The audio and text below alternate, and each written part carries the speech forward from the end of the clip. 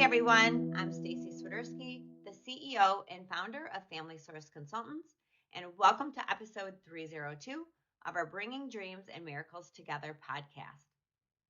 Today, I'm excited to introduce our incredible client development advisor, Chris Gao, who had the pleasure of speaking with Alexis Cirel, partner and attorney with the Warshaw Burstein Fertility Law Group in New York.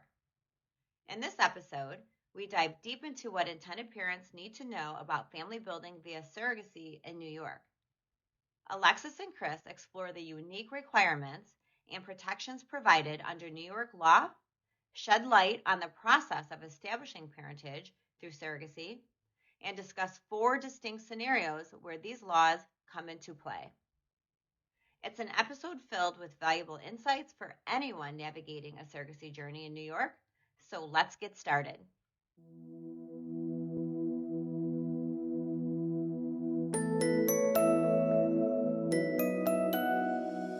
Hello everyone, welcome to Family Source Consultants podcast. My name is Chris Gao. I'm the Client Development Advisor at Family Source Consultants, and I'll be your host today. In this episode, we'll have a special guest joining us, Alexis Cirel. She's a licensed attorney in New York and a founding partner of the Fertility Law Group at Warshaw Burstein. Welcome, Alexis. Thank you. Thanks for having me.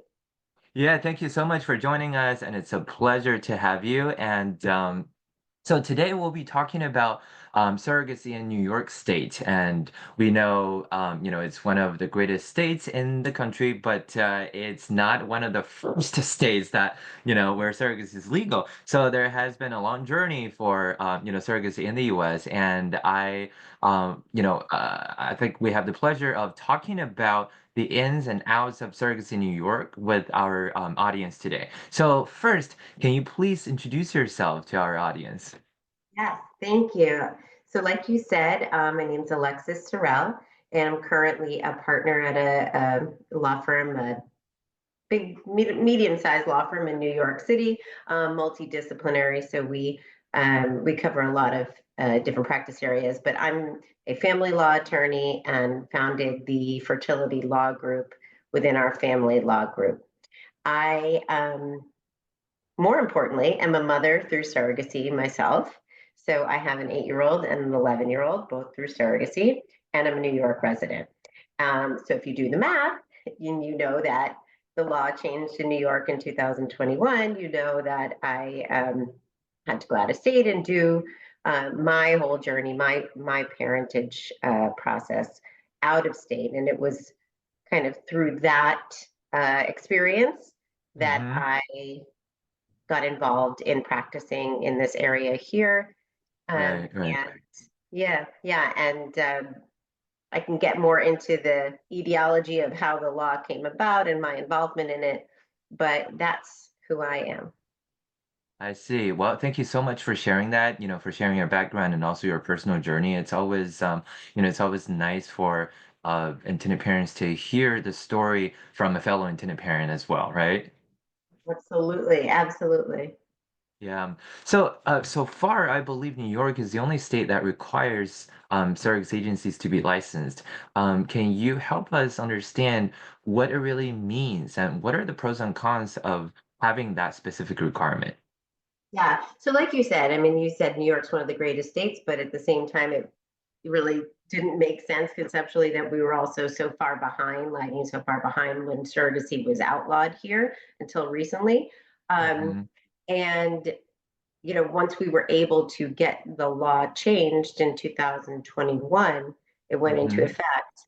At the same time, our Department of Health promulgated regulations that went in parallel to our new parentage law, surrogacy parentage law. And the regulations, part of them, what they did was essentially say any matching, we call them matching programs here, any agency that's doing business in New York needs to be licensed. And Right. what that means is essentially satisfy, a set of criteria, um, and then demonstrate to the Department of Health that that's been satisfied in order to get a license. Once licensed, of course, that means then you're regulated, right? And so Hmm. licensing doesn't just mean applying for and getting the license.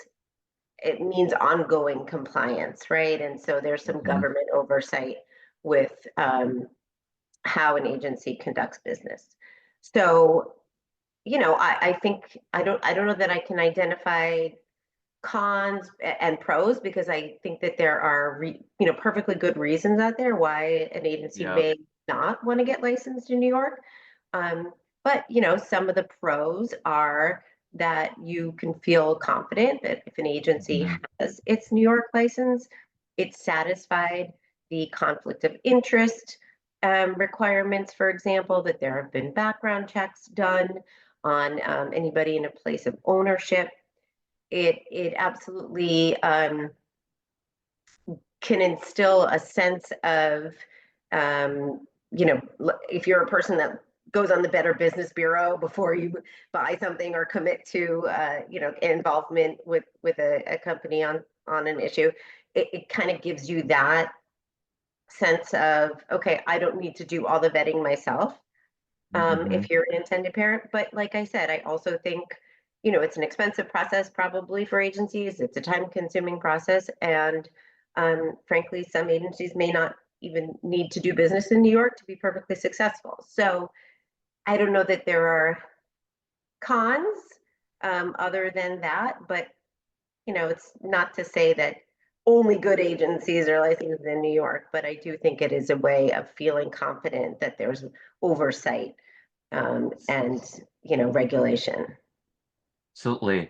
I mean, just, working in the field, I always feel like there should be more regulations or guidelines for surrogacy agencies. And I know Family Source Consultants has been a huge advocate for just, more regulations and guidelines from authorities or from states. And we're so happy to see that, New York is so far the only, but just the first state to have this type of regulation. I truly think other states will catch up at some point as well. I do too. And you make a good point, right? Like it's not like we're this industry, for lack of a better term, is just completely rogue, right? We have SEEDS, which is the Society of Hmm. Ethical Egg Donation and Yep. Surrogacy, and we have ethical guidelines that we as a community uh, put out as best practice. And so all of that is there, but I think to probably for intended parents mostly, Hmm. it's if you don't know this world, you don't know what that is, but you know what a department Exactly. of health is, you know what a Yep. government body is, and so that might be that might give people a sense of confidence. Right. Yeah, absolutely. So, are there any kind of like other unique requirements that New York State has, but most other states don't? Yeah, so New York State has the one and only Surrogates Bill of Rights, and that is part of our statute. Essentially, it is a listing of all of the inalienable, points that you cannot contract out of, right? So, Hmm. for Hmm. Hmm. example, the surrogate is entitled to health insurance for the duration of the pregnancy at intended parents' Right. um, expense. What that means is you can't have a contract provision that says otherwise, right? And so Hmm. we Hmm. have a list of these rights that protect surrogates, the right to make all health and welfare decisions for herself, et cetera. And some people, I think, across the country view this as more onerous for intended parents. I think Hmm. what it really is just a codification of how we all practice and the best practices and what's actually enforceable in surrogacy agreements everywhere. Hmm. So we pride ourselves in it, that it's a really it's a strength that we have as part of our statute, Hmm. and it should be viewed that way. Yeah, absolutely. Well, New York never fails to, surprise us in such a good way, right? So for the intended parents out there who may not have done, or I guess I should say potential intended parents out there who may have not done a ton of research about surrogacy yet, can you share a little bit about how exactly attorneys are involved in the surrogacy process in New York? and what roles attorneys play exactly? Yes, definitely. So, whereas in other states, if you're working with an agency, for example, you can have in-house counsel, meaning an attorney who's affiliated or employed by the agency represent you. New York makes that a conflict. So if you are doing a New York journey, your agency has to be independent from your legal counsel. So I'm going to answer the question like as if we're in a New York paradigm, because it might be a little bit different if you're working with an attorney who's in-house at an agency. Right. Um, Okay. yeah. So, but in New York, I say, but I'm a lawyer. I say the sooner you can get um, a discussion with an attorney who knows this work, the better. Mostly because, you know, it's not just about drafting a surrogacy agreement for intended parents.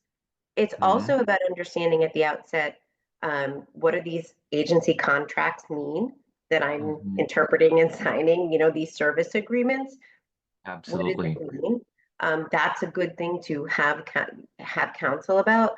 Also, sir, when you're an intended parent and you're being shown profiles and potential matches, um, there, as you know, laws vary by state. So it would be nice to have somebody to say, like, I saw a profile from a woman who's in New Hampshire. I saw a profile of a woman, who's in Wisconsin, and to know what are the legal nuances of the parentage process in that Hmm. state before you decide as an intended parent to go forward. Hmm. So I think that's another benefit to having counsel. But those are if you want them to be. Those are elective things. Really, what you absolutely need an attorney for is to draft the surrogacy agreement between intended Hmm. parents and the surrogate and her spouse, if she has one, and then to actually formalize the parentage process to get a judgment of parentage at some point pre or post birth. Yeah, absolutely. I'm so glad you shared that because we at Family Source Consultants always tell parents, hey, surrogacy is a long and complicated journey. It's a long and complicated process, right? There are so many parties and so many different professionals involved in this, but just know that we're all here with the same goal. We want you to succeed. Every party involved is here to help you succeed and achieve your end goal. And we always encourage parents to start talking with an attorney up front, even Yeah, like, potentially before you have embryos created or before you have a surrogate match, but as soon as you decide, hey, surrogacy is going to be what I pursue, yeah, talk to an attorney. And we're happy to recommend attorneys if an intended parent doesn't have one, but we want them to understand the legal ins and outs of surrogacy. And if they decide to move forward with FSC, we always encourage them to review our contract with their attorney as well, so they understand, so their attorney can explain the contract in a plain everyday language to parents, right? yeah, Because all these yeah, contracts are complicated. So thank you so much for sharing that.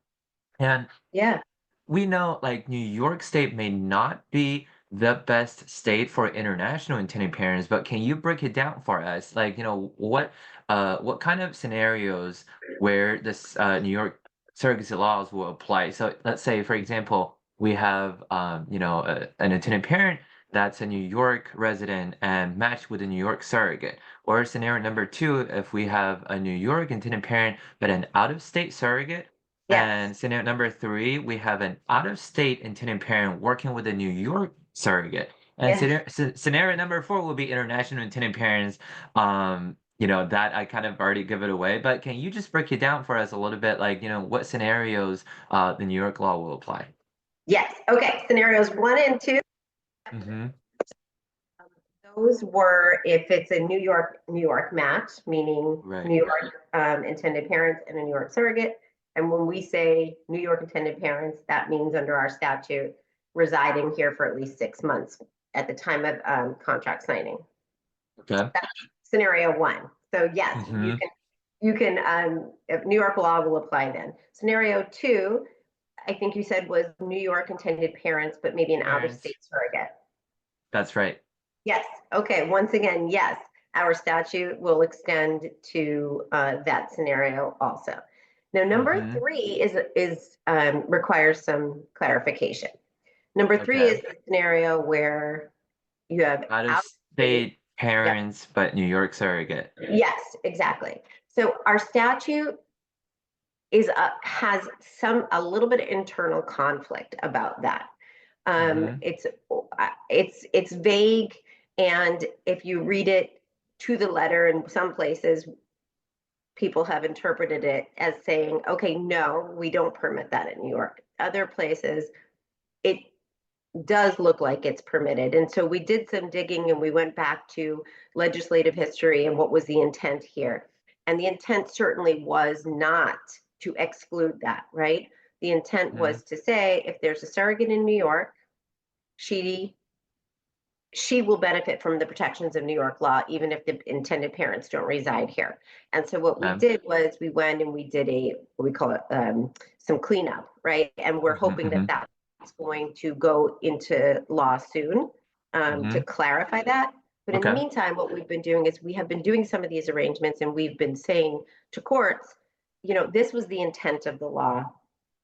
Grant the parentage based on intent. So Mm-hmm. my answer really is, technically right now it's kind of ambiguous, Okay. but the intent and ultimately I think the clarification will come out is that out of state parents can benefit from the New York law with a New York surrogate. Okay. Okay, Got it. international. Right. International, so our statute does not permit that. Our statute does require that parties are either citizens or permanent residents, so green card is Mm-hmm. fine. Mm-hmm.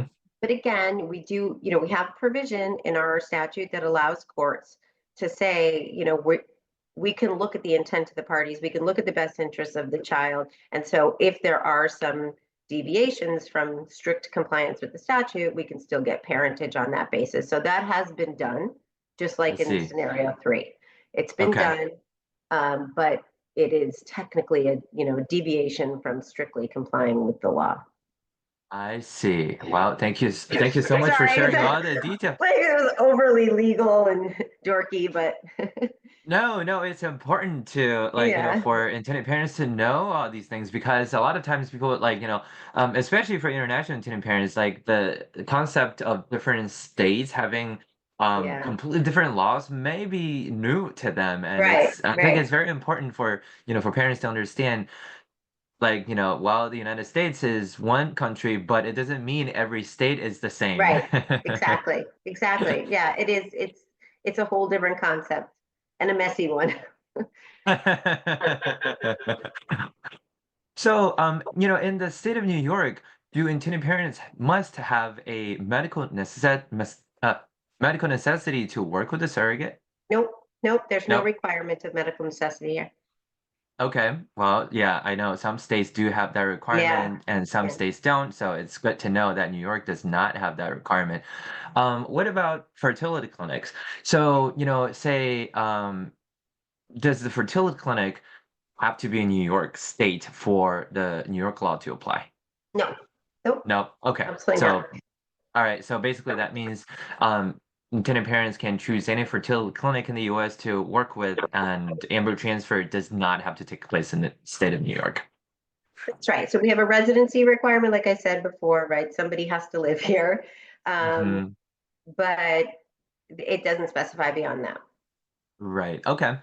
And It does we. have to be, if I'm getting hyper technical, like the physician who performs the medicine has to be licensed in a certain way, but it doesn't necessarily have to be that it's To taking be place in New York. in New York. Okay, got it. And we do have one question that parents always ask. What is, the process to get legal parentage? Yes, And is it secure? Is it safe? How do I know yeah, I'm going to be the, legal parent? Can you please walk us through the process of establishing, legal parentage in New York? yes, absolutely. So New York is a great, efficient state for legal parentage, for getting the judgment of parentage. So we do pre-birth orders. We Mm-hmm. generally file electronically, so there's no, um, you know, walking down to the courthouse with everybody there. We Mm-hmm. file it electronically. It's a petition for parentage, and essentially protect, especially when we have a contract that's fully compliant, we can just say to the court, issue the judgment based on the certification of the lawyers that we did everything by the book. And in most cases, we get that pre-birth. In some cases, some counties, because it varies a little, some judges have required a Zoom. I don't even want to say really like a hearing, because it's not really a hearing. It's just some kind of an appearance, a Zoom or in person, to just kind of go through and confirm that everything in the papers is accurate. But we don't really have hearings, except that like I said before, our law does allow for a court to issue parentage, even if we weren't doing everything by the book, if we can demonstrate the intent and the best interest. And that would probably require some kind of further interaction with the court. But in most cases, we just file the petition, we do it electronically, we get our pre-birth order. That's then given to the birthing hospital. And after birth, we notify the court that there's been a child born through the surrogacy arrangement, and then we get a final parentage order with the child's name on it. Now, in terms of birth certificates, parents get their names on the birth certificates. The birth certificates do not say amended. However, all behind closed doors in the bureaucracy, the process is that the surrogate's name will go on a birth certificate that is never issued, and that is immediately and forever sealed. And then the one that is issued has the parents' names on it. Right, got it. So there is basically some sort of documentation behind the scenes saying that there is a surrogate involved, but parents will never have to worry about having the surrogate's name on the actual certificate. And the certificate the parents receive and will use for whatever needs will only have the parents' names on it, right? That's right. That's right. As a matter of fact, the order that we get from the court specifically direct all the relevant government bodies to issue that birth certificate with the parents. And as we all know, or we should know, and we can take this lesson here, it's like birth certificates are important, but remember, they don't convey legal standing or rights or obligations. What's doing that is that judgment of parentage that you get even before your baby's born. Yeah, absolutely. And, parents ask all the time, do I have to legally adopt the child after birth? And, that kind of question, we completely understand it's a very legit concern, but I hope all the listeners out there, your takeaway from what Alexis just shared is that in the state of New York, you do not have to worry about adopting your child after the baby's born through surrogacy, because your names will be on the certificate. You don't have to go through additional process to change the parent's name. That's exactly right. And I'll do you one better. One better is that also in New York, intended parents don't have to be married. And it doesn't matter. Sexual orientation. It doesn't matter if you're in a single intended parent. So we don't have any parentage flowing from marital relationships, whatever it is. It's based on your intent. And as long as you've satisfied that, your name is going to also be on that parentage order. So you don't need to do an adoption. Got it. So you mentioned the petition will be filed before the child is born. That's why it's a pre-birth order. Can you share at what stage exactly is the petition filed? At what? I didn't hear what you said. At what stage? Oh, what stage? We generally do it in the second trimester, but actually the statute reads you can do it anytime. Okay, got it. Yeah, just to make sure things go very smoothly, and you typically start it pretty early on in second trimester, and okay, sounds good. So, last but not least, do you have any advice to, the prospective intended parents out there who are considering building their families via surrogacy, but may or may not have made a decision yet? Yeah. Well, I can tell you, two things. Two things. I can tell you Mhm. from a professional perspective, having done this for a while and only this.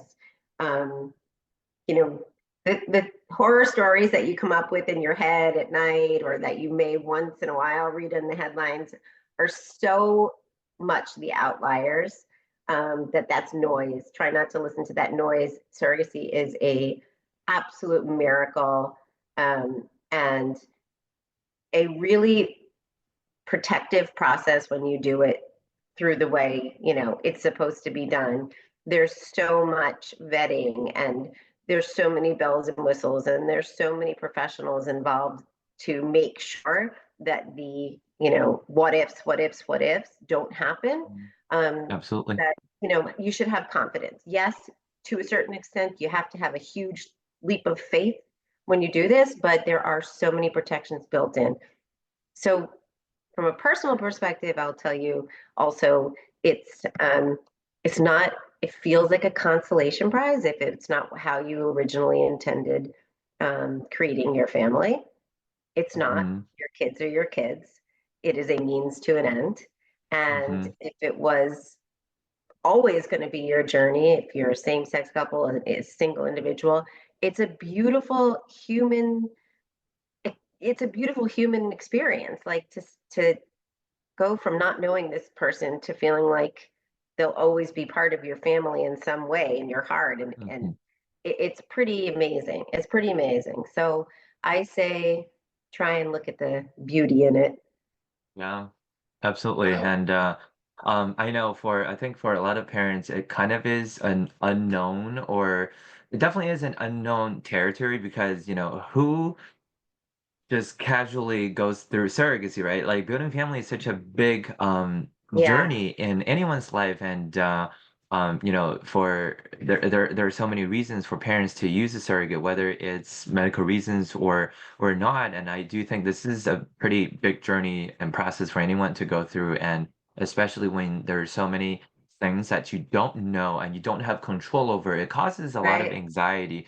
But we always tell parents everyone here is here to help you succeed. And like, Yeah, all the professionals are here to help you succeed. And it's obviously very important for you to choose the professionals that you trust the most because, they're going to be the ones holding your hands and walking you through every step of the journey. But we're out here to help you as well as your surrogate. And some parents, get very anxious because they don't know who is going to be their surrogate by the time they start their journey, right? They don't have a right. surrogate. They don't have a profile to look at yet, and they don't know who that person is going to be. But just know that surrogates are here to help as well. Like, surrogates, they have the biggest heart, and Yeah, they're yeah, the people who had their own, babies born already, and they have enjoyed the pregnancy and delivery right. experiences, and that's why they're, putting themselves out there to help other people build their families and give the gift to other people as well. So I just wanted to let the parents out there know, stay hopeful. It doesn't matter what you're going through now. It doesn't matter how easy or difficult of a time you're having. Just stay hopeful. You will become a parent one day if, that's something you're struggling with right now. Amen. Couldn't agree more. Well, Alexis, thank you so much again for joining us today. I think you shared so much, valuable information with us. And for the parents out there, if you do have any additional questions, please feel free to reach out to us and reach out to Alexis as well. And we'll be more than happy to answer any additional questions you have. We'll be more than happy to help you with your journey. And I hope everyone stays warm and happy holidays to everybody. Thanks so much, Chris. All right. Bye bye, Alexa. Thank you. Bye.